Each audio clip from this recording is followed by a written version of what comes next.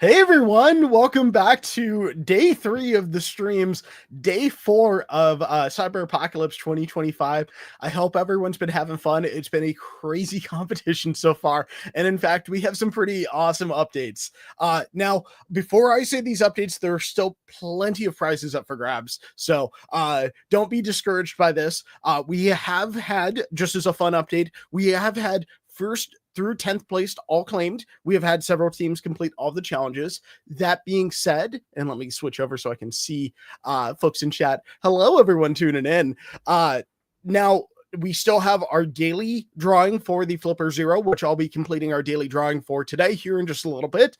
And then we also have our top Cyber Apocalypse write-up. And I want to point out that write-up specifically, one, has an awesome prize. It's a PlayStation 5. Which is cool enough as is. Very fun prize. We had a lot of fun picking out prizes. Anyhow, with a top Cyber Apocalypse write-up, that is truly something that can be won by anybody. It really is putting in writing effort. It's making sure that you explain things. So keep that in mind. If you are interested in trying to go for that prize, you can create a really good write-up, and that is still out there for grabs. So just pointing that out there is a fun one. But anyways, don't forget that if you are entered in as a team, as long as your team has completed one challenge across the whole team, everyone on your team is entered in for the daily drawing for the Flipper, which again, we'll do that here in just a moment. Let me go ahead. I'm going to link this in chat. This is the event page. Just as a reminder, the competition itself runs until Wednesday. So that's Wednesday at 1 p.m. UTC, but make sure that you're having fun. Well, rather not make sure, have fun rather with the challenges that are out there. Enjoy yourself. If you have any questions, take advantage of this all being open. Again, if you're struggling with any challenges, make sure you write those down. Those can be great ones to come back to, especially if it's something you worked really hard on. Great opportunities to learn. And good morning, everyone. Awesome. Now that we've gone over some of the business, let's go ahead and talk about what is coming up today. So we'll do our drawing here in a moment. The odds for that are the same as yesterday. It's going to be 10,000, 11,617 entries. Pardon that. 11,617. There we go. We said it correctly. Monday brain being what it is. Our talk today is going to be by the indomitable Pan Awesome. Panos is my lead for the community team. Great guy. Very excited for his talk. That is going to be on SQL injection and password cracking. So a great talk, especially if you're a little bit newer in that realm. Password cracking, SQL injection in particular, is something that practice is really good for that. Really good for getting having that understanding cement and building that up over time to be able to draw on that, especially because SQL injection can take so many different forms. But anyhow, let's go ahead and let's get to the point that everyone is waiting for, and we can go ahead and start our drawing.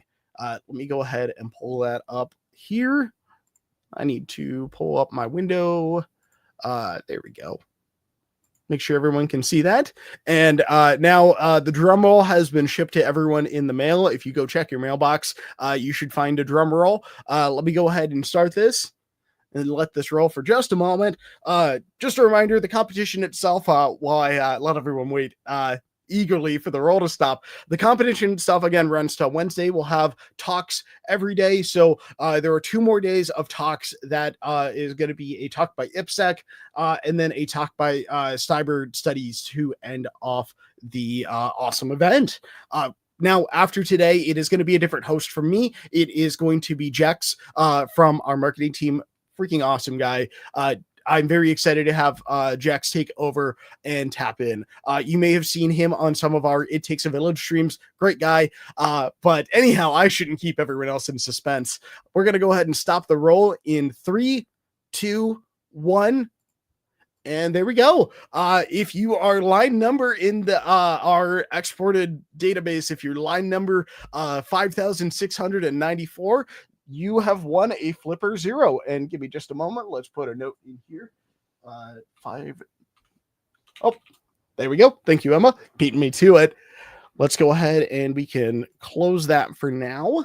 Congratulations to whoever the winner is. We'll have that here in just a moment. Just a reminder, that number is just a row in the spreadsheet. We take all the users that have completed that are eligible for this drawing, rather, that your team has completed one challenge, dump it to an Excel spreadsheet. That number doesn't mean anything. It's not your account ID. So don't try.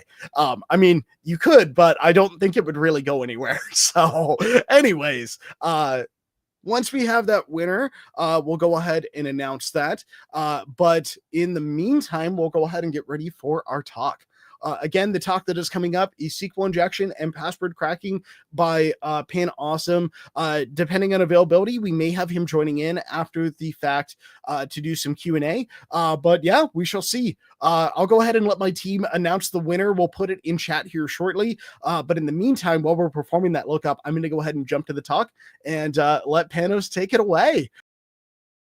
Hello everyone, this is Panos from Hack the Box. This is the third day of Cyber Apocalypse, and today we're here with a workshop. This is a workshop on last year's Corp Terminal Challenge. It's a very easy web challenge, but I think it's a nice opportunity to see some of the stuff that, some of the tools that we use quite a lot, and learn some things in case somebody is a total beginner, and to see one of the easy challenges that you can do. So, without wasting any more time, let's start with the challenge. So, as we enter the web application, the first thing we are greeted with, it's this login screen. So, probably the first thing that anybody would try to do is try to see if some classic admin common combinations exist. And we can see that it's not the case, but we can also see something else. If you see at the error message, it says that it's invalid user or password. I didn't like this message a lot because I would prefer to say that this user does not exist. If that was the case, maybe I could do an enumeration and find all the valid usernames, but this is something that a lot of sites do correctly. They don't let you know what you did wrong.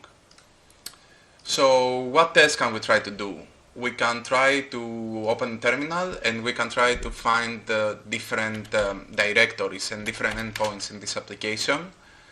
So for this, just copy paste. You can use derb, you can use dir search. There are a lot of tools you could use. But I can tell you from now that for this challenge,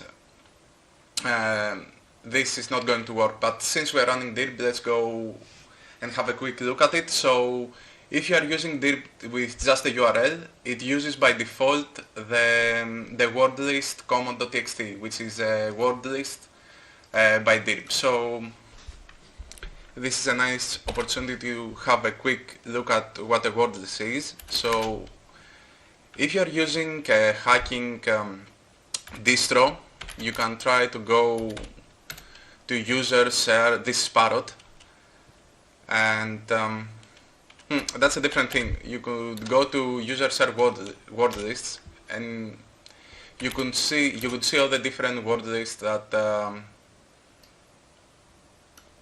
we were discussing before. For example, if you go to derb and you hit ls, you can see the common.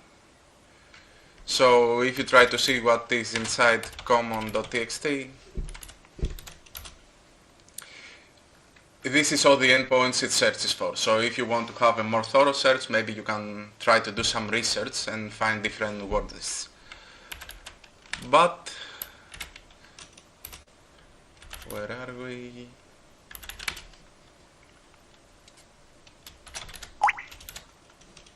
But this is not the case for this one. So, what else can we do? One of the most popular things that, according to my experience, is not so common in the wallet is an SQL injection on the login screen. We can try to do it by hand.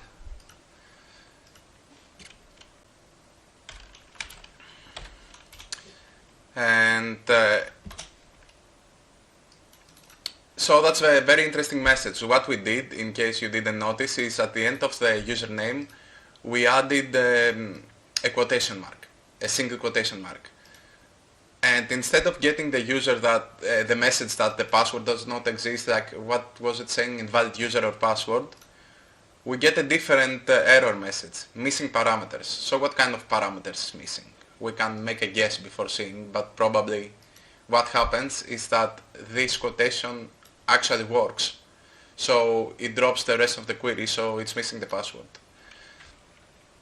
So if we are suspecting an SQL injection, we can always try to hack it by hand.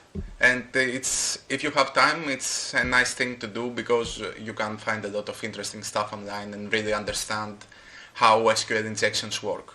But maybe you don't have the time and you want to use a tool. And there is a very popular tool for this kind of tests. So for this, I'm going to try to intercept it. I'm using a proxy. I guess all of you know Burp by now, but in case you don't, it's a proxy, it's also a scanner. And I'm routing all the traffic from my browser to go through Burp. What it does is that it allows me to see the request that we are sending to the server. So I'm going to send it to the repeater just so we can see the request better. So if we go through the request, we can see that it has two parameters, username and test. And what we can do is we can send it to SQL map. There are different ways that you can use SQL map. And if you are using a hacking distro, 99% is going to come pre-installed, but in case you don't, you can always download it. It's on GitHub. It's good. I think it's written in Python, if I remember correctly. So what we are going to do is, there is certain ways you can use it. So you can just give the URL, or you can give the request that you send to the server. So how do we do this? Is we create a file with this request. So you can either try to open a text editor and create and copy paste everything, or if you're using Burp, you can just right click and there is an option which says copy to file. I'm going to use this one and name it login request.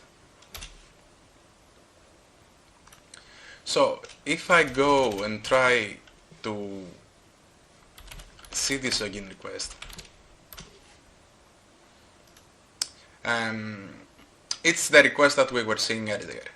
So there are a lot of values here. So what we want to do right now is to point to SQL map. Where do we want to search for the SQL injection? So if we want to test both of these, you add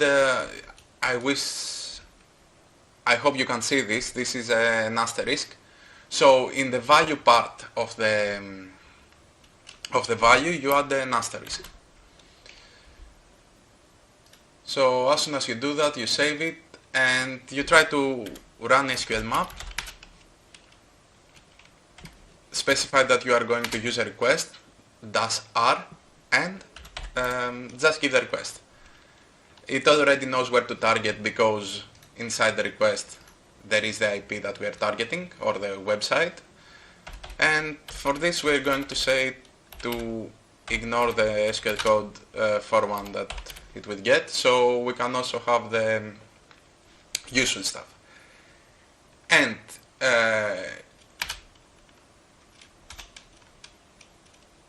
let's start.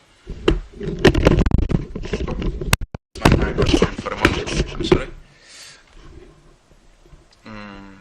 So it asks us if we want it to process the asterisks, and the answer is yes, that's why we put them there.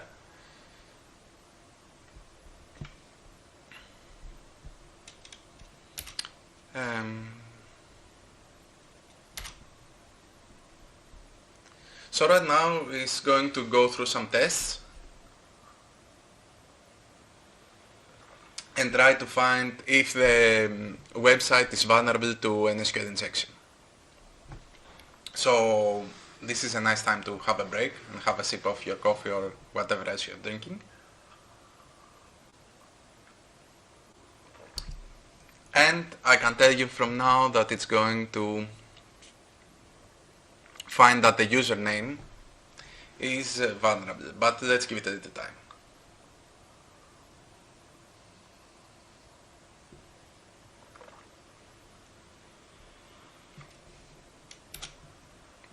Once again, just use the suggested answers. I guess most of you know what, but when you see these questions and one of these is in capital letters and the other is in lowercase, it means that if you just hit enter, the uppercase value is what it's going to go through.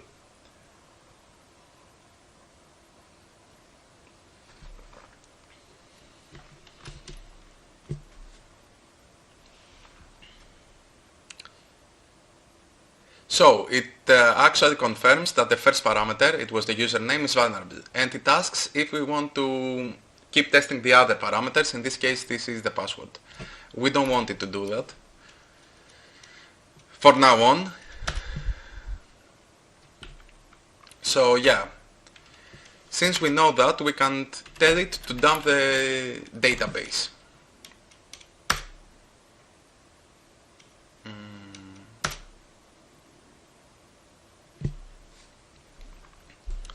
So let's see what it did.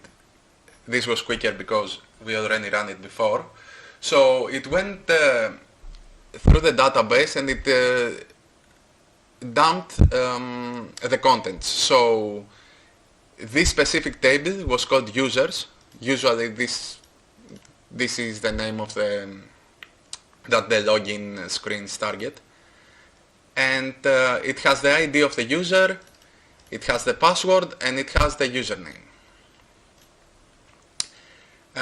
Is it realistic? Yes, of course it is. The only not realistic part is usually there would be more users, but okay. So we may think that we have the username and the password, but this is not the password. Probably most of you already know, but even if you don't, let's try to...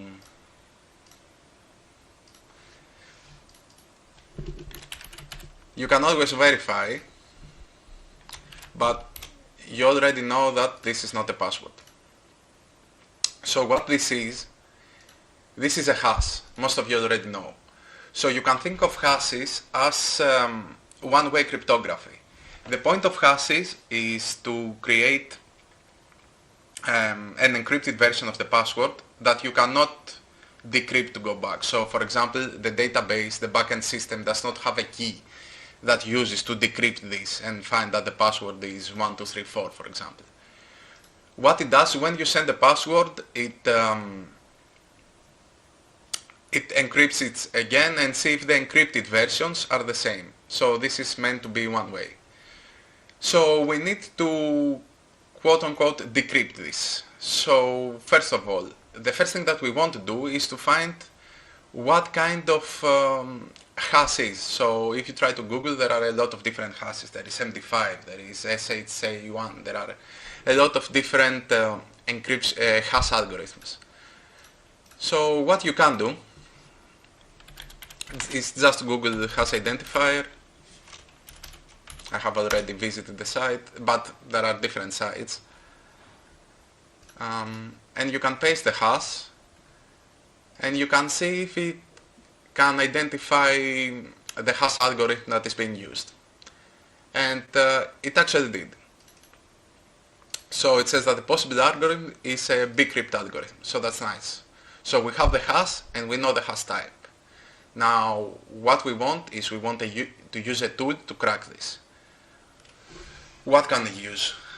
The best option for this, or I don't know if it's the best, it's probably the most popular. It's a tool called Hashcat. If you're using, once again, a hacking distro. It comes pre-installed.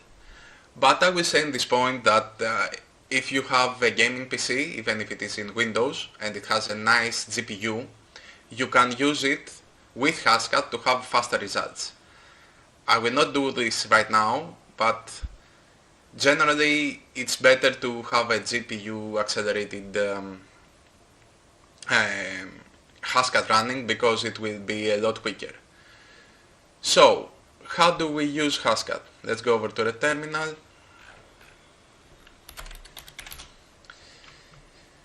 So, the way we're going to use Hashcat is... So, before that, let's see what Hashcat does. As we said, we cannot encrypt it. What we can do is we can have a list of different possible passwords. So what Hashcat does is it goes through every single of these possible passwords, it re-encrypts it, creates the encrypted value, the hash value of this password, and tries to compare it with what we gave it. And it sees if it is the same thing. So the first we're going to need is we're going to need a text file with the possible hashes. In this case it's just one, but let's hope we are lucky. So we're gonna save and leave. Then we're going to need different word lists. Where you can find this word list? We see before that there are a lot of different word lists if you go to the users word list portions of your Parrot distro. The most possible word list is this one. It's called rockyou.txt. If you have a new install, there's not a chance. For sure it's going to be zipped because it's a very big file. Because if you see, that's a very big file. And usually if you are playing a CTF and if they want you to crack a hash, 99 times out of 100 it's going to be in RockYou, because this is a very popular and almost, how do you say, cult icon word list for hackers.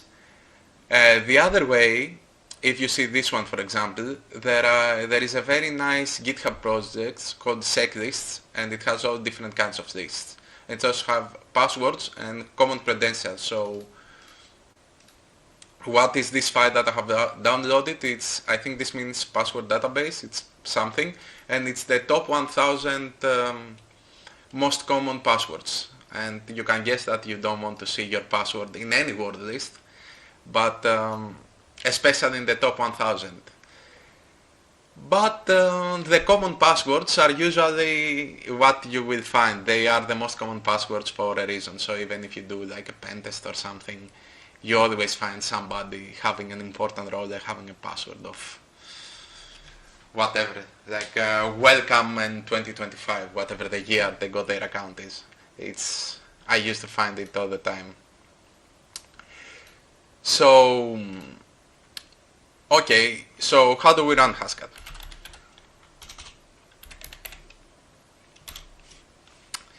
The way we do is we use the command Hashcat. We need to specify an attack mode, which I will explain right after I type it. Actually, I will explain it right now. We need to specify the attack mode, and we need to specify what kind of algorithm. So you can always use with every tool.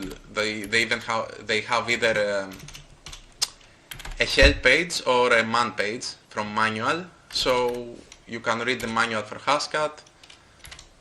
In this example, you want to see what is the code for bcrypt, if it has one. And it does have one. So the code for bcrypt is 3200. And you need the attack mode. What is an attack mode? And who is better to explain than Hashcat themselves? So you can try to find the Hashcat user manual. They have it on their website. And you have a lot of pages to go through and see how this very nice tool works. Right now we know what to search for, so we're going to search for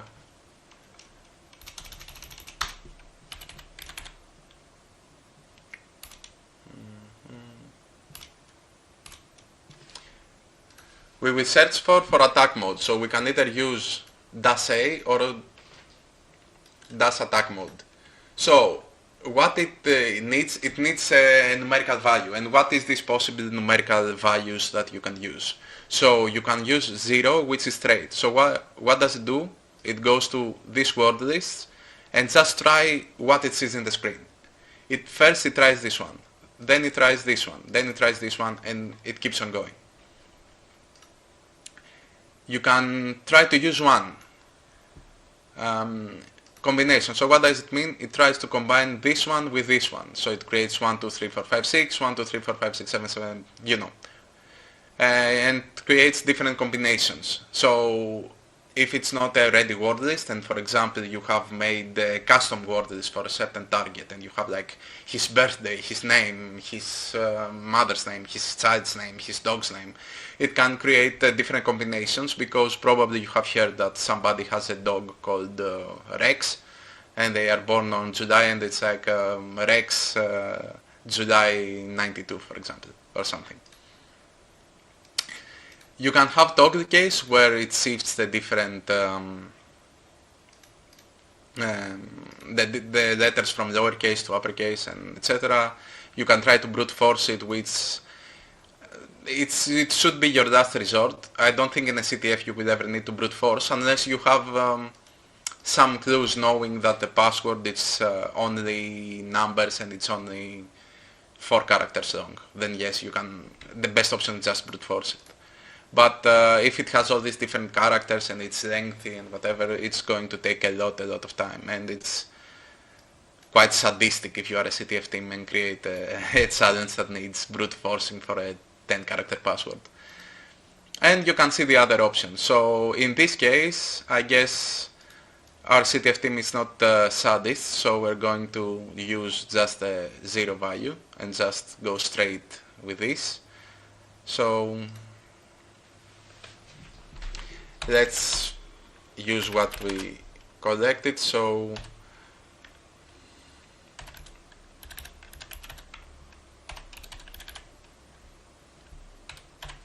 is this, do I remember this right? Let me check. Yes, I do. So we have this attack mode. We know the algorithm from above, which is 3200. We need to have the hash file, which I don't remember. This is what I named it. And we're going to use a word list. And for this we're going to use the user share top 1000 most common passwords. And you hit enter and you take a break.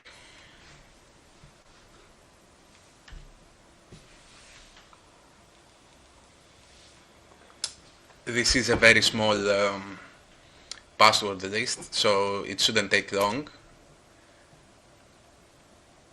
but it will take some time. So you are going to have to sit here and watch my face, and we can try to see whatever, I don't know, just keep hitting enter and see the different password that it tries. Blink 182, I used to listen to them. And it's going to take some time. But while this is running, it ran. And if you go here, as I was trying to tell the story, you will see that it was able to crack the password, and the password was password123. So now we have successfully cracked it, and we can try to use admin and password123 to gain access. And that was this challenge. I hope you had fun. I hope you learned something in case you didn't. And if you are scared for CTFs, I guess you found out that it's not that hard and you can try. And you have 2 more days to try, so yes, stop watching the stream. Go away. Go. Play the CTF. Bye bye. Awesome. Thank you, Panos, for the talk. And thank you, everyone, for hanging out and watching.